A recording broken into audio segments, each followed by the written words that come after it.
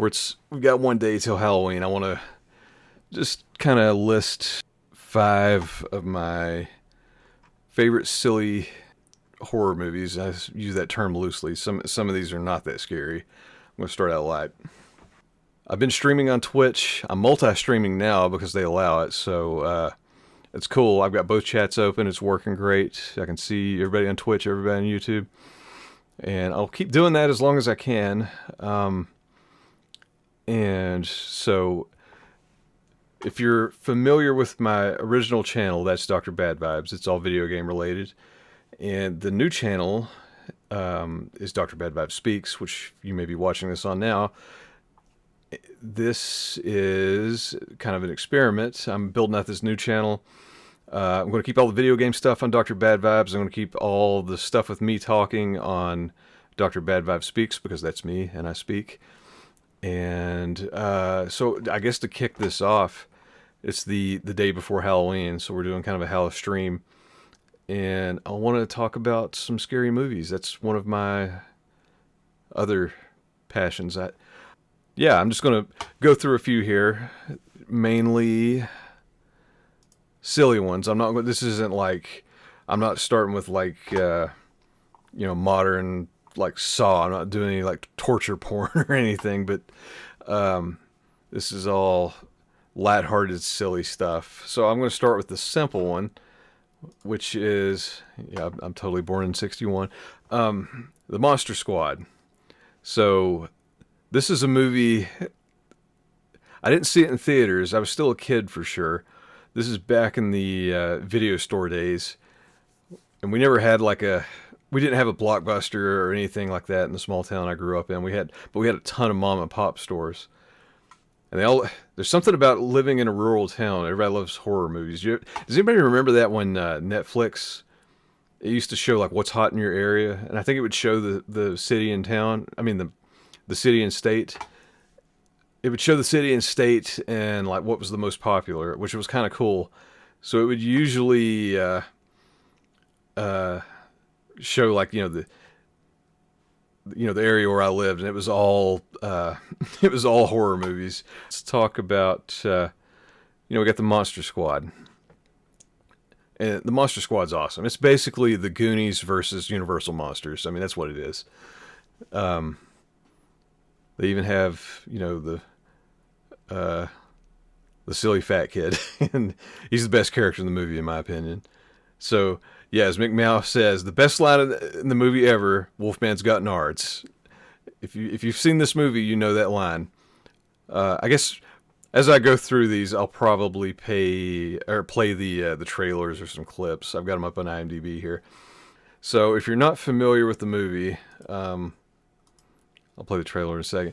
If you're not familiar with the movie, it is basically, a group of kids that are like monster hunting club, and turns out Dracula's back, and he brings back all the other basically universal monsters. You got let me switch to the big screen here. So yeah, you got Dracula, Mummy, Frankenstein, Wolfman, who has nards that we've established, and I forget what they call the Black Lagoon thing, the creature in this. I think it's like Gillman or something. Funny thing I just learned about this movie, actually. I was watching Secret Galaxy. It used to be known as Toy Galaxy. They talk about a bunch of properties from the 80s. So the fish monster, Gillman, he had a lot of animatronics in his face that they invented for this movie, and then it turns out, like, I can't remember the connection. It was like one of their friends was working on Predator, and they couldn't get Predator's face to work the way they wanted. So basically, Monster Squad led to Predator, at least the costume working the way it did. So there's a tidbit I didn't know. Ghosts. But who do you call when you have monsters? We're the Monster Squad. What's a squad? It's like Miami Vice, I think. They're young and inexperienced. No, me, virgin. They're a bit disorganized. Monsters are not real. We don't know that, sir. 2,000-year-old dead guys do not get up and walk away by themselves. But when strange things start happening in town, There's a monster in my closet. Ooh, look at that big, scary monster. What's happening? Two ways to kill a werewolf. Silver bullet? they're the only ones ready to do battle. Something's out there that's killing people. And if it's monsters, nobody's gonna do a thing about it but us. And the creatures of the night shall rule the world. Real monsters? Us? Midnight. In the world, remember? Maybe we can be like Mask Squad instead, you know? Two mask bombs. We got 1035. Sit back up. Hurry up. Or Nature Squad. The book is right. Don't you see it's all true? By midnight, You guys! they won't seem so young anymore.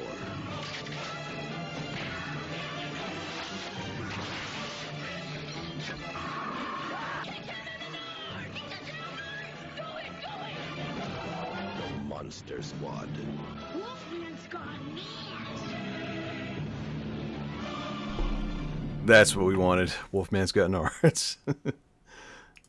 So yeah, if you haven't seen that, that's a fun movie, and it was actually really hard to find for a while too. So I bring up the I brought up the mom and pop video stores because we'd rent this one a lot, especially around Halloween, and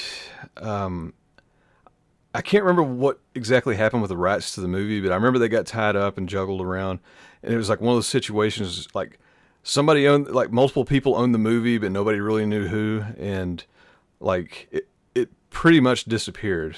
And the only way you could watch it is if you could find one of the old VHS tapes. And I remember specifically, I think it was like when I was finishing college, that I really wanted to watch the Monster Squad.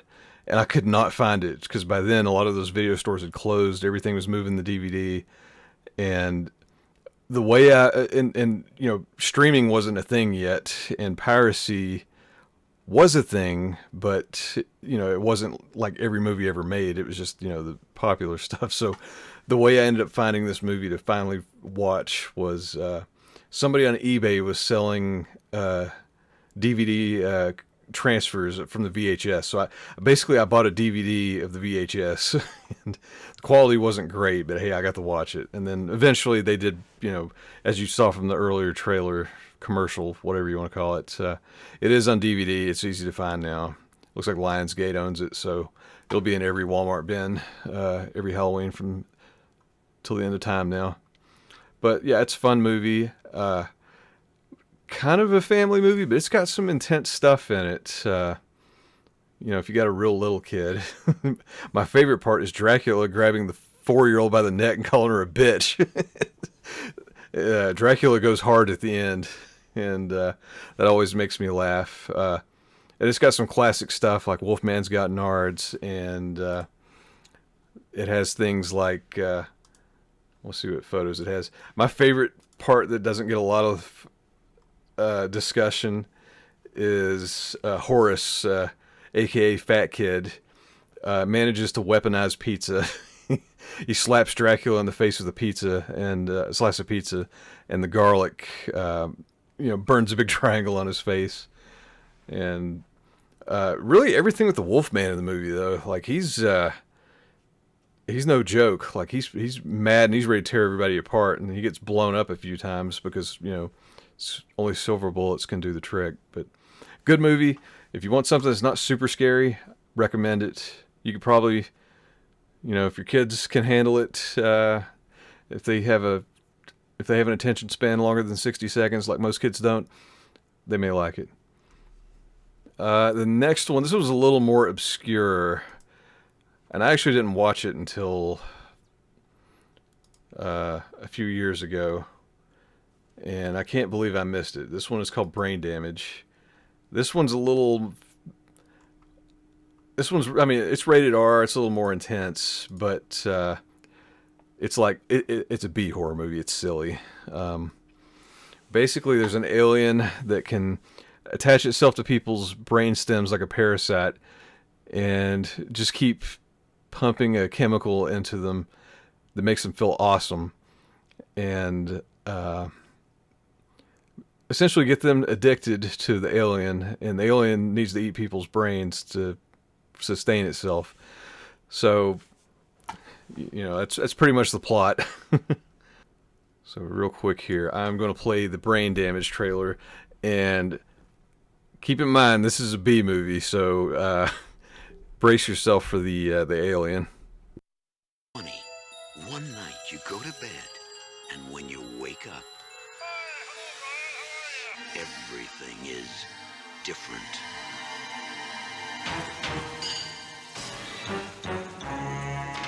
Now Brian's acting a little peculiar. He's like a completely different person. I don't even know him anymore. Something's gotten into him, Sometimes everything glows with a different kind of light. deep into him. What are you telling me? That we killed someone last night? Something bad. Something slimy. What are you doing? Something very, I know something's happened to you. very How is that? hungry. You can't keep killing people every time you're hungry. You're mine now, Brian. I own you. Gotta get out of here fast. Go where? You're a wreck, Brian. Leave me alone. Whenever you want to stop hurting, you come to me.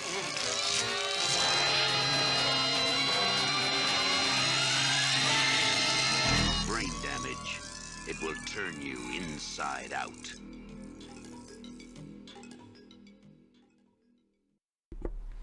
Well, it barely showed the alien.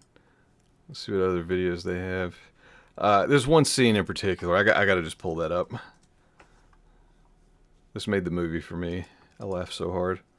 So yeah, there's a scene.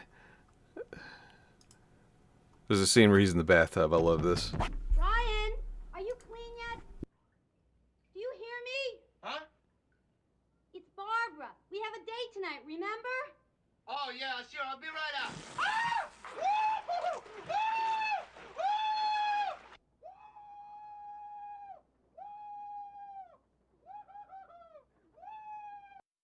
It's got some intense scenes, but it's got a lot of silly scenes. So yeah, Chris, it's like Venom, Venom with a penis-shaped parasite. That's pretty accurate. That's basically the gist of the movie. Oh, well, I guess on to the next one. So this one, this one's silly. You think, oh, it's Nightmare on Elm Street. Nightmare on Elm Street, that's probably my favorite horror franchise of all time.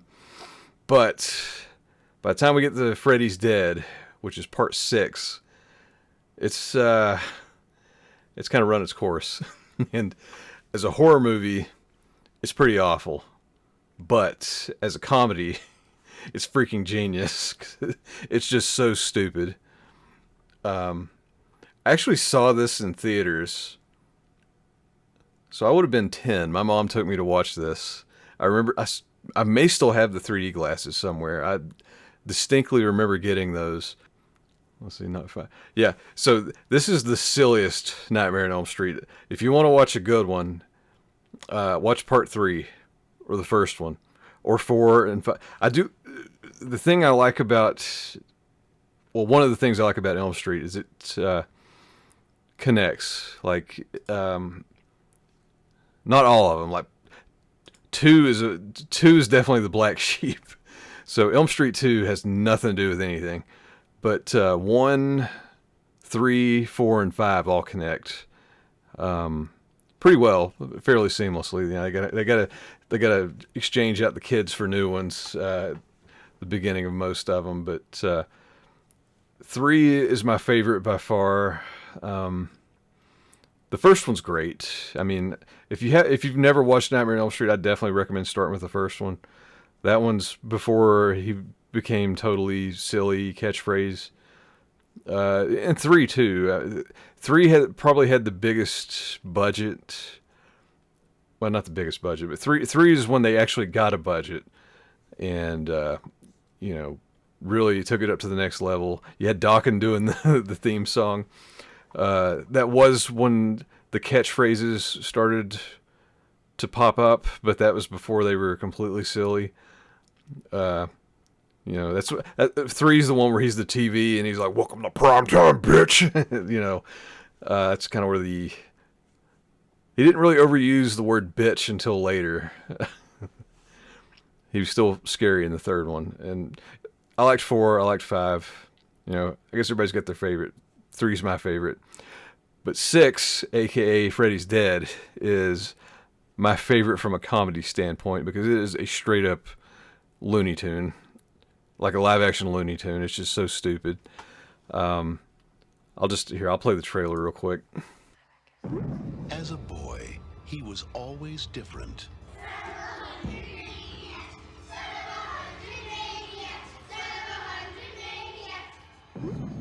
No one understood him. You ready for it, boy? It's time to take your medicine. Alice Cooper's his dad. No one could control him. Go inside, honey. But now, it's a new beginning. The beginning of the end for Freddy. Every town has an Elm Street.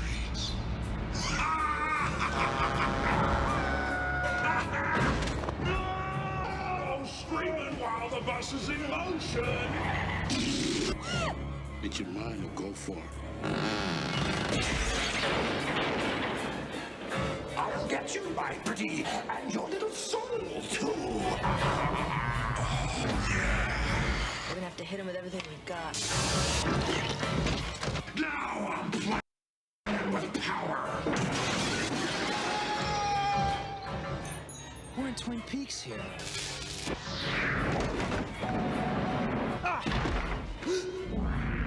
It's gotta be me and him. You want to live? Hey, what's up?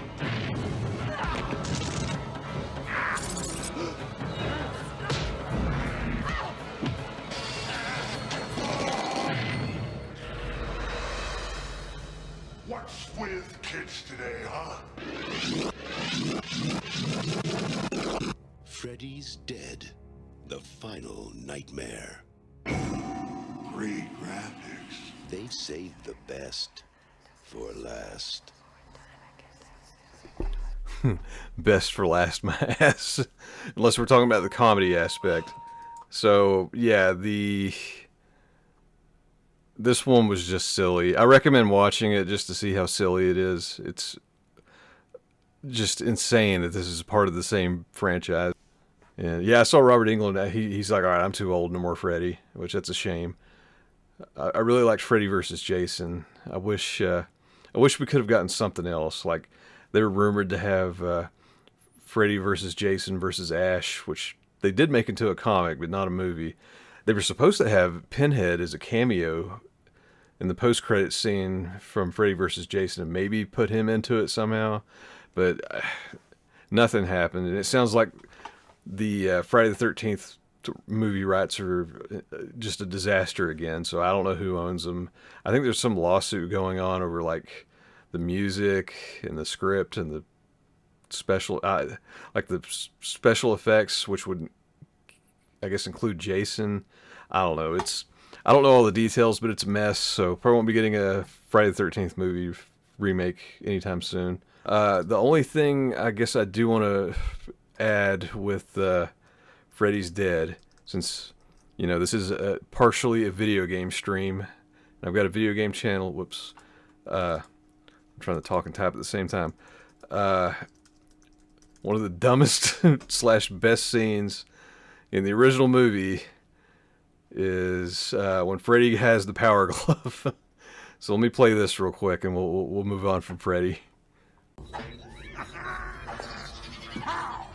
Bam! Splat! Is that him? Jump, boy! Oh shit!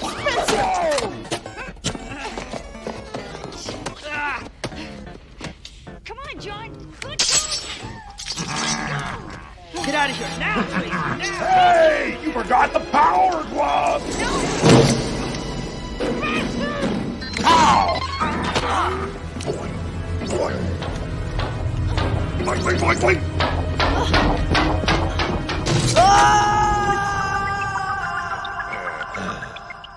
What do you know? I beat my high score.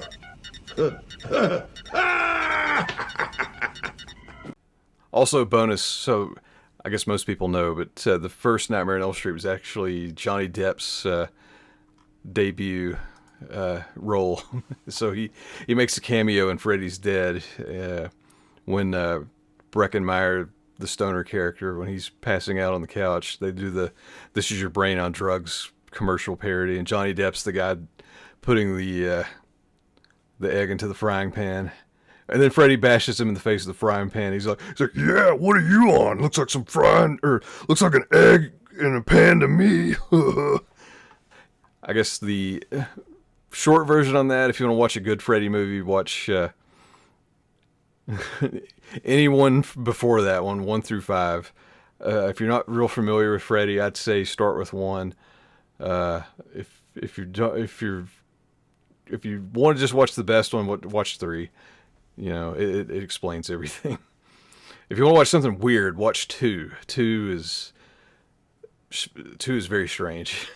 It's got some good scenes in it, but it is a weird movie. So, moving forward, I've only got a few more here. So this one is very personal to me. I don't know how many people are aware of this one. This is not the Michael Keaton version. This is another one. This actually predates the Michael Keaton movie. The one in my hometown, they had one copy of this movie, and this is before DVD. So all the movies were still VHS, and you know they say don't judge a movie by its cover. I mean, don't judge a book by its cover, but I will definitely judge a movie by its cover, because this thing had one of the best boxes in the store. It was so dumb. It has this goofy looking snowman. It's hard to really explain without having the box in your hand, and I think it only had this was only on the VHS version. So if you're old enough to remember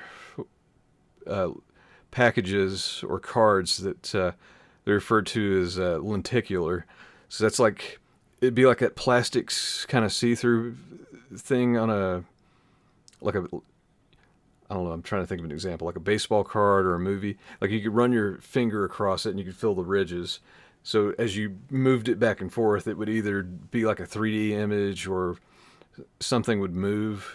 Like it'd be like a little billboard that would change. I think some of the Hot Wheels had that. It seemed like there was something He-Man related that had it. But anyway, so this one, the box, as you walked away, it was like the happy, silly snowman. But as you walked in front of it, it turned into this crazy monster snowman. And this movie is very B movie. It's probably a C movie. There's like no budget. But it's so dumb. But so dumb that it's fun. So it's straight up, the story behind this one, it's basically a serial killer was on the loose, and he got caught by this dopey sheriff just by pure accident. Like he was on the loose for a long time, nobody could find him. You know, he thought he was untouchable, and he just was in the wrong place at the wrong time. This goofy sheriff caught him, and he got sentenced to death. And on his way to death row, he's being transported, and he's in the prison truck. It collides with some vague science truck. I think it just says like genetic. I'll have to pull the trailer. It says something totally stupid on it. It's just like, it's basically like Ninja Turtles ooze, essentially. So the truck crashes into that, and it blows up. It sprays him. The guy melts into the snow, and they all think, oh, well, he's dead. You know, the end of him. But it turns out it fused his DNA with the snow, so he's actually a snowman. So he's almost like Hydro Man or Sandman from Spider-Man. He's like a snowman that can kind of like melt. He can turn the water, he can reform, he can blow around. So it's very silly. I'll have to play the trailer on this one because it's just too stupid. One cold night, science and evil collide. Oh yeah.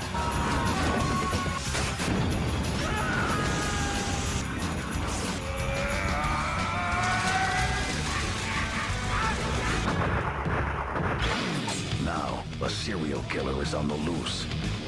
We hadn't even tested the acid on an amoeba, let alone a human cell. This is a disaster. Look, I just saw something that doesn't belong in this world, and it's out there killing my friends. Now tell me what it is. Jack Frost. I think Jack's about to make an entrance. And he's giving Cold-Blooded a whole new meaning. Hey, Jack! What? You left the 7-10 split.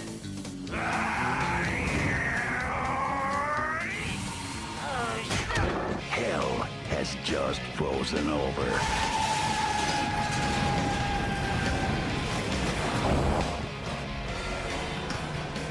Blow me.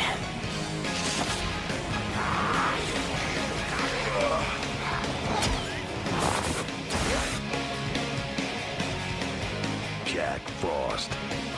Look, Ma! I'm a Picasso!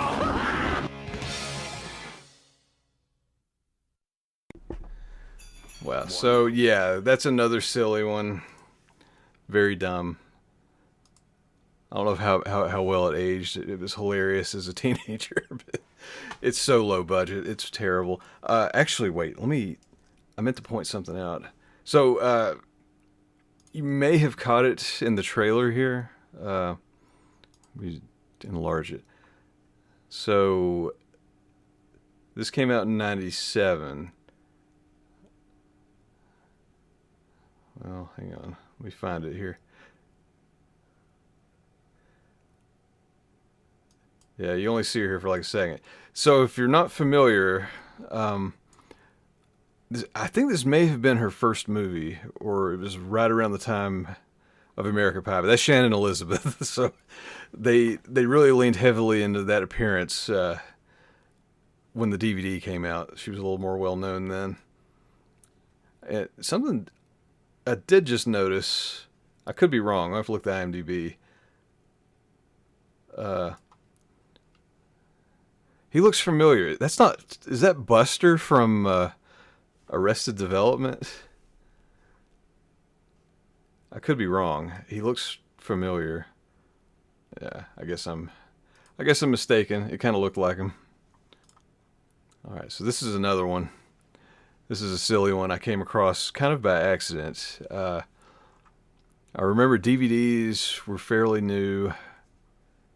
Yeah, this was 2000. Man, I wonder if I even watched it on DVD. I felt like I did. I know I was in college. I don't think I even had like a real DVD player. I just had a DVD drive on my computer. So sometimes I'd go to... At that point, there was a Blockbuster near me. I'd go there. Sometimes Hollywood Video. And... at that point, I had watched, I guess, all of the Leprechaun movies. This one's 5. They didn't refer to it as 5 when it came out. They kind of started it over. But, yeah, so, the first two. Actually, the first one, Jennifer Aniston's in that one. That's the first Leprechaun's claim to fame.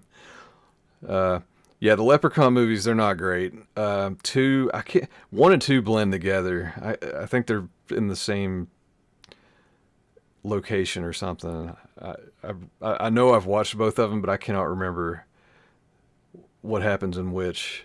I just remember Jennifer Aniston is in the first one. The third one is the one in Las Vegas, and that one's pretty stupid.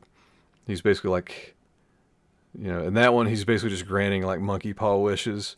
And then the fourth one, like so many horror movies, including Hellraiser, the fourth one is where he goes to space, and for whatever reason becomes giant and then explodes, and then then his gigantic middle finger flies through the space at the end. So 5 kind of starts over and ignores the other ones, and it's basically the Leprechaun working with Ice-T to be bad people. I mean, honestly, it's Leprechaun in the Hood, so it's Leprechaun with gangsters. I don't know if I can really say much else about it, so let me see if the trailer's on. Here we go. Is it just a 30-second trailer? I guess so. Well, I mean, there's not a whole lot to say. Let me play the trailer on this, and then we'll we'll talk.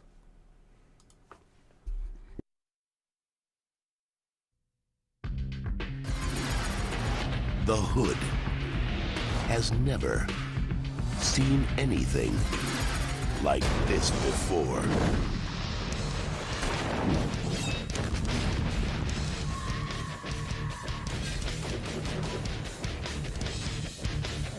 Warwick Davis, Ice-T,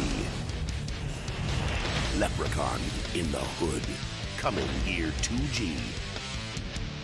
Look for it on video and DVD. Yeah, because DVD's not video. Yeah, I believe that one was straight to video, if I'm not mistaken. That really reminded me of that. So, yeah, at that point, nobody cared about Leprechaun. That one was kind of a surprise hit, I think. And it actually spawned its own sequel. There is a Leprechaun in the Hood 2, which I guess is technically Leprechaun 6. It's pretty terrible. The first one's Leprechaun in the Hood, aka Leprechaun 5. Pretty funny. Oh yeah, Leprechaun Back to the Hood, that's what it is. I just want to play one clip from this because it's just so stupid.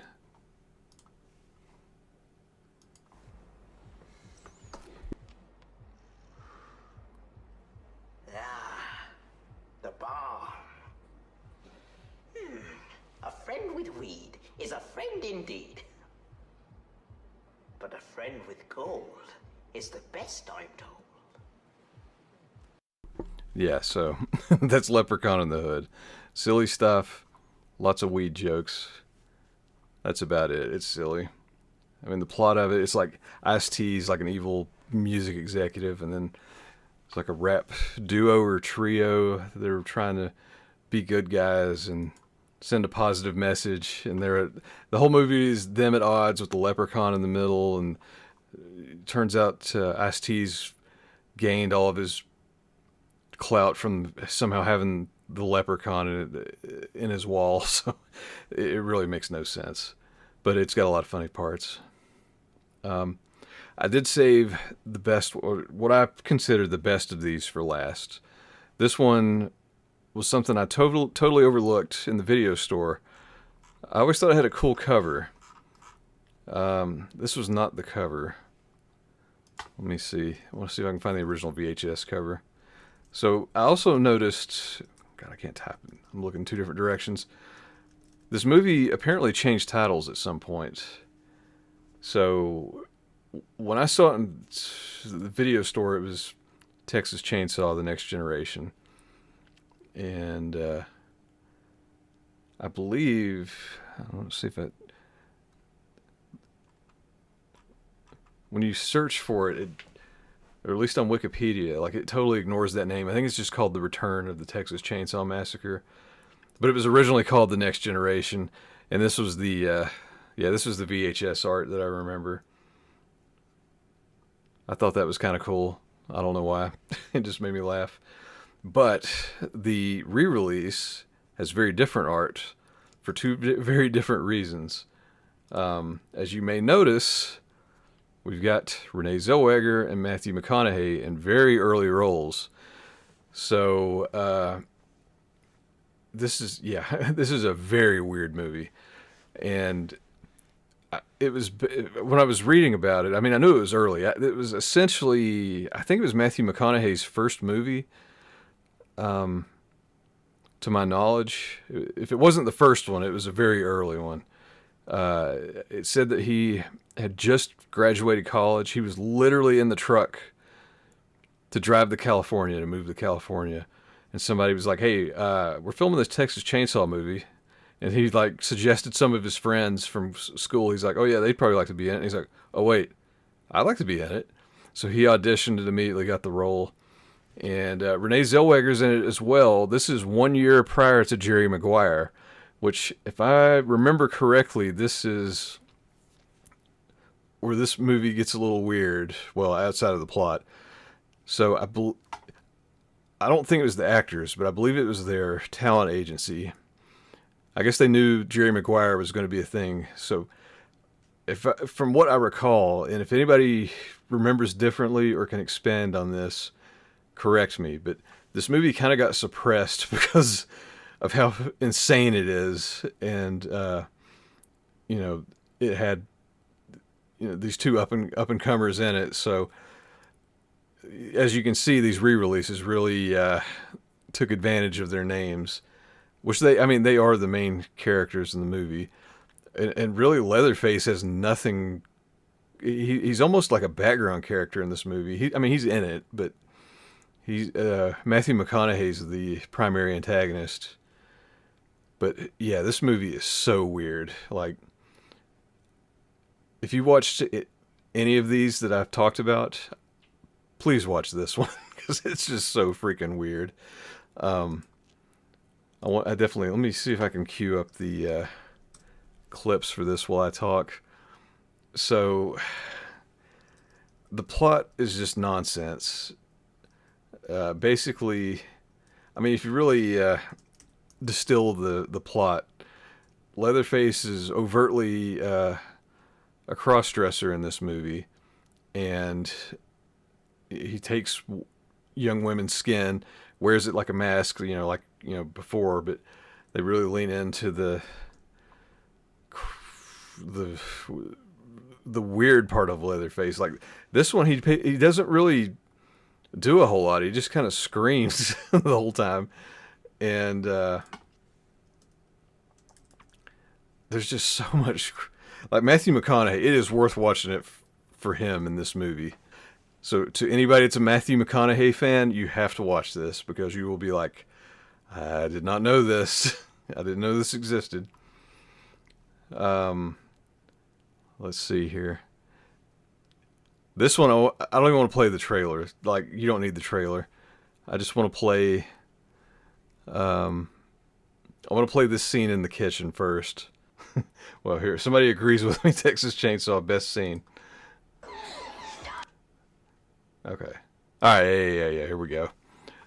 This is basically it.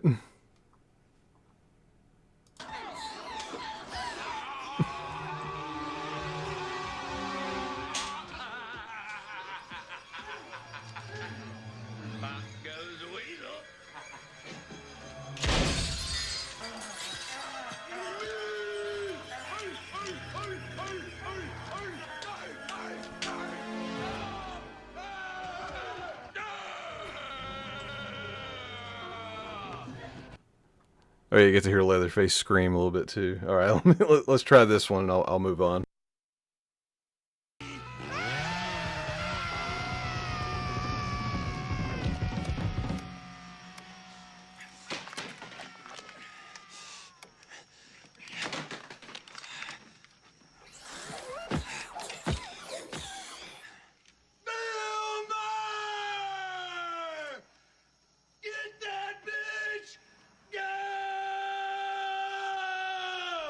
I recommend watching it just to see Matthew McConaughey just totally go berserk.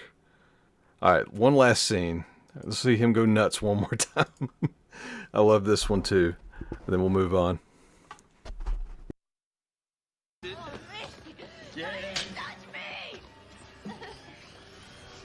you ever touch me!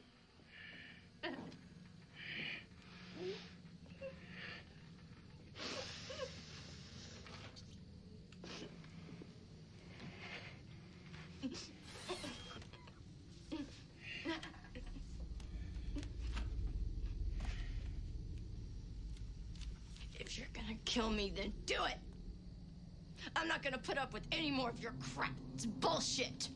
Nobody believes any of it except your idiot girlfriend. It's fucking pathetic. There is nothing to fear but fear itself.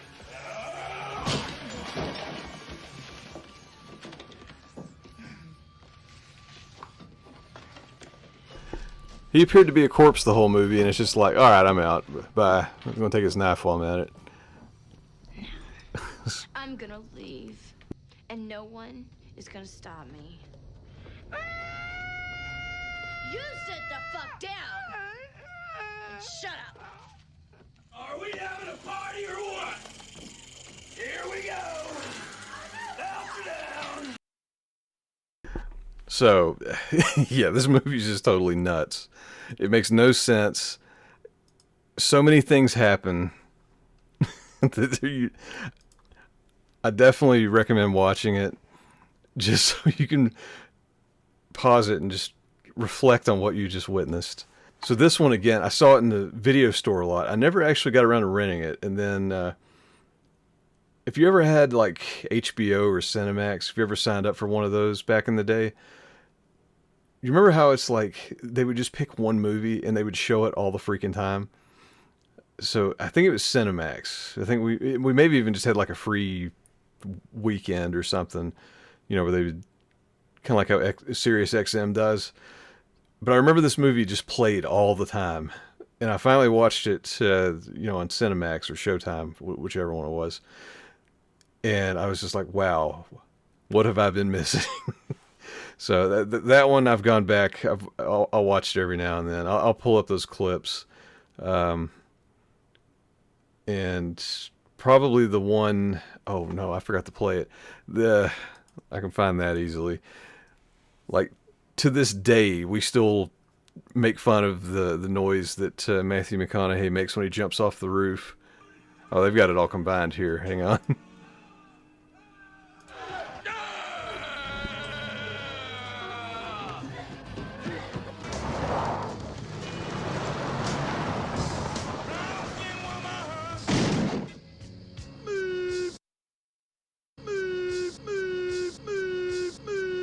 We still do that as freaking as old middle-aged adults, like my brother and I and our friends. If we jump off something, we'll be like, "Boo, boo." So, short version, I recommend checking out that quality piece of cinema. And that pretty much concludes my my top 5 dumb horror movie list that I believe everybody should watch. That one, Matthew McConaughey makes that one. If you're a fan of his, definitely watch it. So I'm gonna end the horror movie talk there. Hopefully you go and watch them. Hopefully you enjoyed seeing. Maybe somebody learned something. I know I didn't.